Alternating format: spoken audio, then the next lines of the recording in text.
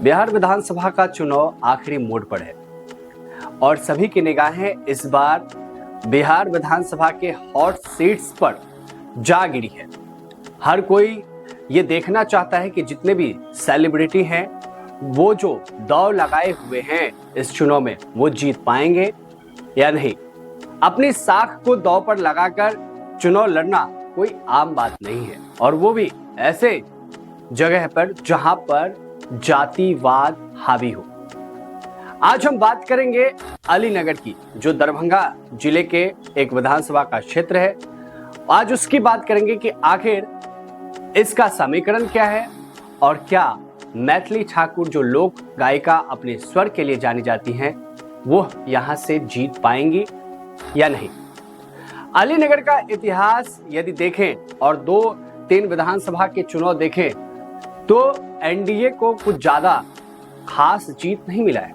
2010 में यहां से सिद्दीकी विधायक ने 2015 में फिर से उन्होंने रिपीट किया और 2020 में जब एनडीए के खाते में जो वीआईपी सीट है उसके खाते में ये सीट गई और जब वहां से उम्मीदवार बना गया मिश्री लाल यादव को, तो फिर एनडीए यहां से जीतता था वो आरजेडी से होता था। लेकिन जो 2020 का विधानसभा का चुनाव रहा वो कहीं ना कहीं एनडीए के लिए खुशखबरी रही। आप इस सीट के समीकरण को भी जान लीजिए। यहाँ पर जो यादव वोटर हैं वो 10 से 15% हैं, वहीं मुस्लिम वोटर्स जो हैं वो भी 20 से 25 है और ब्राह्मण वोटर्स जो हैं वो 10 से 12 के बीच में हैं। अब ये समीकरण कैसा बन रहा है, ये समीकरण कैसे मैथिली ठाकुर वीआईपी के जो उम्मीदवार मिश्री लाल यादव थे और उनकी जगह पे अब आरजेडी से जो विनोद मिश्रा हैं उनको भेद पाएंगे, उनको हरा पाएंगे। आप एक छोटी सी रिपोर्ट देखिए, आपको सब कुछ पता चले। चुनावी मौसम है, ऐसे में एक सीट जो लगातार सुर्खियों में है, दरभंगा जिले की अलीनगर विधानसभा सीट। एनडीए की स्टार प्रत्याशी और लोक गायिका मैथिली ठाकुर, साथ में उनके अपोजिट में महागठबंधन के अनुभवी नेता विनोद मिश्रा के बीच ये चुनाव लड़ा जा रहा है। लेकिन सवाल ये नहीं है कि आखिर चेहरा कौन है, सवाल ये है, असली सवाल ये है कि आखिर जंग कौन जीतेगा। जमीनी समीकरण क्या कहता है।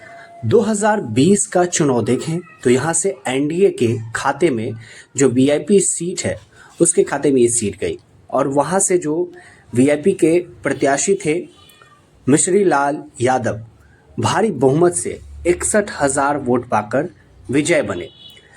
लेकिन 2010 के विधानसभा चुनाव में यहाँ इस सीट से सिद्दीकी 2 बार विधायक बने, 2010, 2015। यहाँ के समीकरण, जातीय समीकरण की बात करें तो 21 से 25% के बीच यादव वोटर्स हैं। मुस्लिम वोटर्स जो 25 से 35 के बीच में है, तो वहीं ब्राह्मण जो हैं वो 11 से 16% के आसपास हैं। एनडीए में जो प्रत्याशी के तौर पर जब मैथिली ठाकुर को लाया गया तो अंदरूनी मामला लगातार बिखरते रहे। पार्टी के कार्यकर्ता लगातार विरोध भी जताते रहे, लेकिन एक लोक गायिका होने के नाते, एक युवा नेता होने के नाते सभी में एक्सेप्टेंस लगातार बढ़ती रही और विरोध के स्वर कम हो गए। अब सबसे बड़ा सवाल है कि आखिर अलीनगर की जनता क्या चाहती है। बीते दौर की बात करें तो अलीनगर की जनता लगातार टूटी सड़कें, बाढ़, कॉलेज, स्कूल, हॉस्पिटल्स, इन सब मुद्दों को लेकर टोल पर चर्चाएं हो रही हैं और लगातार इस बात को भी उठाया जा रहा है कि कैसे बीजेपी को ये काम करना है। बहुत दिनों बाद ये सीट भारी बहुमत से जीतने को तैयार है मैथिली ठाकुर। हालांकि 14 नवंबर को ही पता चल पाएगा कि आखिर यहाँ से कौन जीतने वाला है। अब आ जाते हैं कि मैथिली ठाकुर का विरोध कैसे और कौन लोग कर रहे हैं।